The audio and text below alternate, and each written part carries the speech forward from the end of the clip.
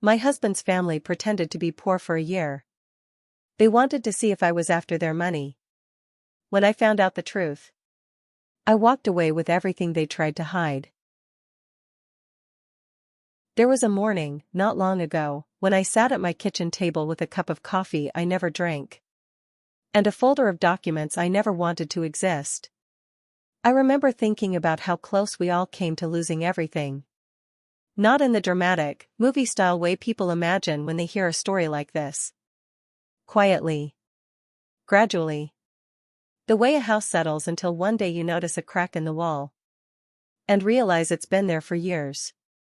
My mother nearly lost her home. Her savings. And the last thing my father ever gave her. And the person responsible was someone she invited in herself. Someone she trusted completely. Someone who smiled at her across the dinner table for almost 3 years. I'm not telling this story because I want sympathy. I'm telling it because I need it to exist somewhere outside of my own head. My name is Cara. I'm 34 years old.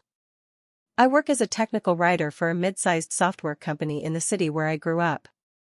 I have an apartment I like. A cat named Alice. A best friend named Priya who has been my anchor through most of the significant events of my adult life.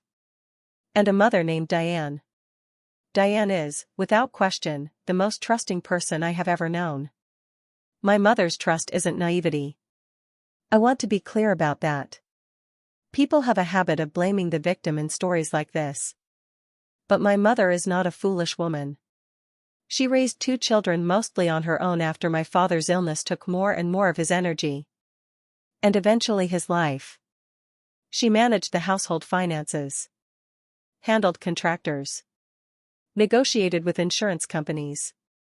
And dealt with every difficult conversation my father was too sick to have. She is capable. Perceptive. And kind in a way that isn't weakness. Her trust comes from a person who has always led with good faith. Because good faith had generally been returned to her. My father, Gerald, died 6 years ago. He had been a mechanical engineer. Careful. Precise. The kind of man who kept records of everything in labeled folders.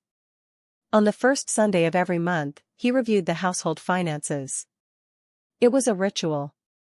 A quiet system of order. When he passed away, he left my mother 3 things. The house they'd shared for 27 years. A retirement account built over decades of careful saving. And a smaller account he called the Comfort Fund. He used that phrase sincerely. Because that's exactly what it was meant to be. Something Diane could draw on when she needed comfort. A vacation. A kitchen remodel. Whatever she wanted. My mother grieved quietly. She cooked dinner for 1. Watched the nature documentaries my father used to love. And called me on Sunday evenings in a voice that was carefully steady. The kind of steady that told me it cost her something to keep it that way. She stayed in the house. She kept the first Sunday finance review ritual. Because my father had always done it. And somehow that routine made the house feel less empty. For a long time, she was simply managing.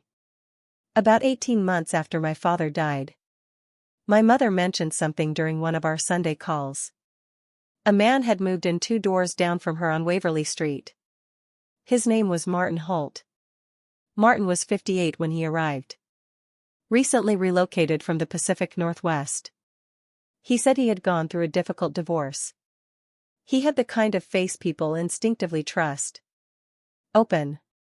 A little weathered. The sort of man who always made eye contact. And always remembered what you told him the last time you spoke. He introduced himself as a retired financial consultant. He said he'd owned a small firm for 20 years before selling it. My mother met him the way neighbors meet each other. Over a fence. His sprinkler system had been flooding her garden for 2 days. She helped him find the shut-off valve. And he thanked her by bringing over a pie from the bakery on Clement Street. Coincidentally. Her favorite bakery. I met Martin 3 months later.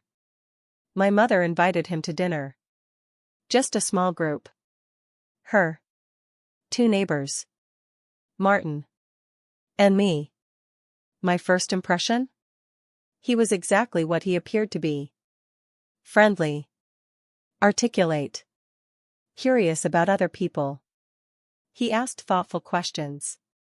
Remembered my brother Owen's name. Remembered where Owen lived. Remembered what he did for work. He was charming. In the most natural way possible. I drove home that night thinking one simple thing. Martin Holt seemed like a good neighbor. And that, I assumed, was all he was. Exactly what he wanted me to think. Over the next 6 months, Martin slowly became more involved in my mother's life. Morning walks. Trips to the farmer's market. Dinner invitations. And eventually, something more practical. He began helping her with paperwork. Contracts. Insurance renewals. Bank accounts. At first, it seemed harmless. Helpful, even. He reviewed a contractor agreement for her roof repair. Saved her $1,200 by catching a clause she didn't notice. That one moment created a pattern. Martin became the person with financial expertise. My mother became the person grateful for it. And the arrangement seemed perfectly logical. A neighbor helping a neighbor. But over time, that small discomfort in the back of my mind began to grow. I couldn't explain it. Nothing he had done was clearly wrong. But something about the way his role kept expanding didn't feel right. 14 months after their friendship began, Martin introduced what he called an opportunity. An investment. A private real estate fund run by a former colleague named Desmond. Projected returns between 9 and 11%. Minimum investment. $25,000. My mother told me about it during a phone call. She said Martin had already invested. She said the documentation looked solid. She said he trusted the people running it. And she trusted him. 3 weeks later, my mother invested $25,000 from the Comfort Fund. At the time, I didn't know yet that Martin Holt had spent 11 years perfecting a system. A system built entirely on trust. And on people like my mother believing that trust was deserved.